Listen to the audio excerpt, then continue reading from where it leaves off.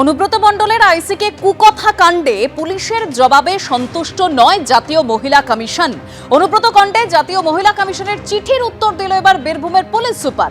বোলপুর থানার আইসির মা ও স্ত্রীকে কদর্য ভাষায় আক্রমণ। অনুব্রত মণ্ডলের অডিও ভাইরাল হওয়ার পর ডিজিকে চিঠি পাঠিয়েছিল এনসিডব্লিউ। কি পদক্ষেপ করা হয়েছে সেটা জানতে চেয়েছিল মহিলা কমিশন। এবার সেই চিঠির উত্তর দিলেন বীরভূমের পুলিশ সুপার। আর চিঠির উত্তরে খুশি নয় এনসিডব্লিউ, এরকমই জানানো হয়েছে কমিশনের সদস্য অর্চনা মজুমদারের তরফে। আরো তথ্য আপনাদের সামনে রাখবো সরাসরি। আমাদের প্রতিনিধি পার্থপ্রতিম ঘোষ আমাদের সঙ্গে রয়েছেন। পার্থ, দেখো, অনুব্রত মণ্ডলের যে অডিওটি সামনে আসে এবং যে অভিযোগ জমা পড়ে, সেই অভিযোগের পরিপ্রেক্ষিতে তুমি জানো জাতীয় মহিলা কমিশন তারা কিন্তু রাজ্য পুলিশের ডিজির কাছে 72 ঘন্টার মধ্যে গোটা বিষয় সম্পর্কে জানতে চান এবং সেই বিষয়ে অনেকগুলো বিষয় সেখানে উল্লেখ করা হয়েছিল। এবং এর পরবর্তীকালে গতকালকে সন্ধেবেলা জাতীয় মহিলা কমিশনের তরফ থেকে যে উত্তর চাওয়া হয়েছিল সেই উত্তরের পরিপ্রেক্ষিতে বীরভূমের পুলিশ সুপার তিনি তার কিন্তু অ্যাকশন টেকেন রিপোর্ট সেটা জমা দিয়েছেন। এবং এক্ষেত্রে গোটা বিষয়টা যেটা সূত্রের খবর, জাতীয় মহিলা কমিশন সূত্রে খবর, সেই অ্যাকশন টেকেন যে রিপোর্ট বীরভূমের পুলিশ সুপার জমা দিয়েছেন সেখানে বলা হয়েছে গোটা বিষয় রিপোর্টটি তৈরি করেছেন বীরভূমের অতিরিক্ত পুলিশ সুপার। এবং সেই পরিপ্রেক্ষিতে যে বিষয় উল্লেখ করা হয়েছে, কি ঘটনা ঘটেছিল এবং তার পরিপ্রেক্ষিতে তদন্তই বা কোন পথে।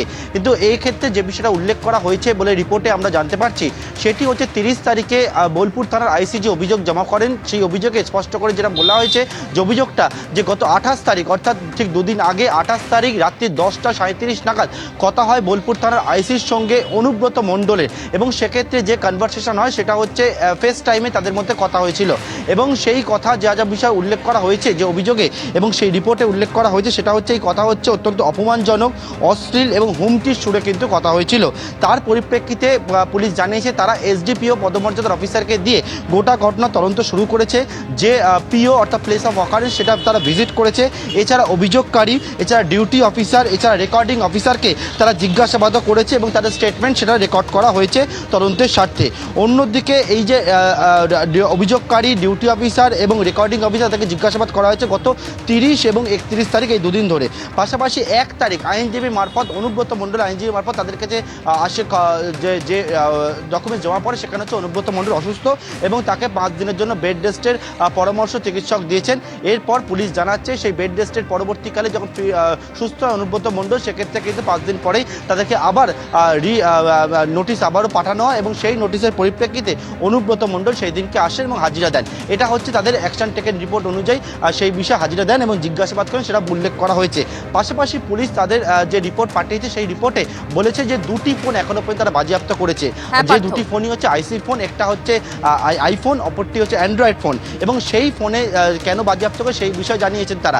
কিন্তু এক্ষেত্রে একেবারে জাতীয় মহিলা কমিশন তারা জানাচ্ছে পুলিশের এই যে রিপোর্ট, সেই রিপোর্টে তারা সন্তুষ্ট নয়। তারা যে বিষয়টা জানাচ্ছে অনুব্রত মণ্ডলকে কেন গ্রেপ্তার করা হলো না বা অনুব্রত মণ্ডলের ফোন কেন বাজেয়াপ্ত করা হলো না, সেই বিষয়ে তারা কিন্তু প্রশ্ন তুলছেন এবং প্রশ্ন তুলে ইতিমধ্যে জানাচ্ছেন পরবর্তীকালে কি পদক্ষেপ গ্রহণ করবে জাতীয় মহিলা কমিশন, সেটা সিদ্ধান্ত নিয়ে পরবর্তীকালে তারা কিন্তু তাদের যে পরবর্তী স্টেপ সেটা তারা গ্রহণ করতে চলেছেন। দেবস্মিতা।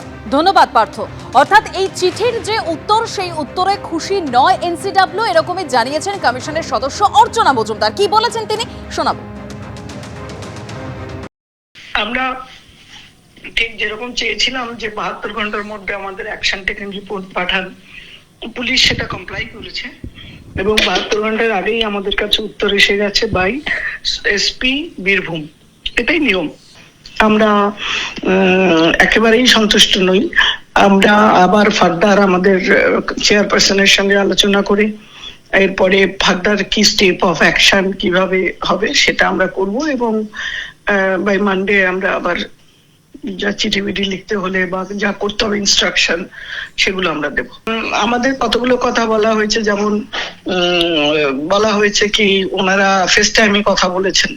ফেস টাইমে কথা বলার সময় ওনার কাছে আরেকটা স্যামসাং এর ফোন ছিল আইসির কাছে এবং তিনি ওইটাকে তার পাশের ফোনে রেকর্ড করেছেন এবং তার জন্য উনি 2টো ফোন কেন সিজ করেছেন তার এক্সপ্লেনেশন দেওয়া হয়েছে। এবং উনি অসুস্থ ছিলেন, 2বার নোটিশ করে আসেননি, তারপরে উনি মেডিকেলের ফিট হয়ে উনি এসে কমপ্লাই করেছেন।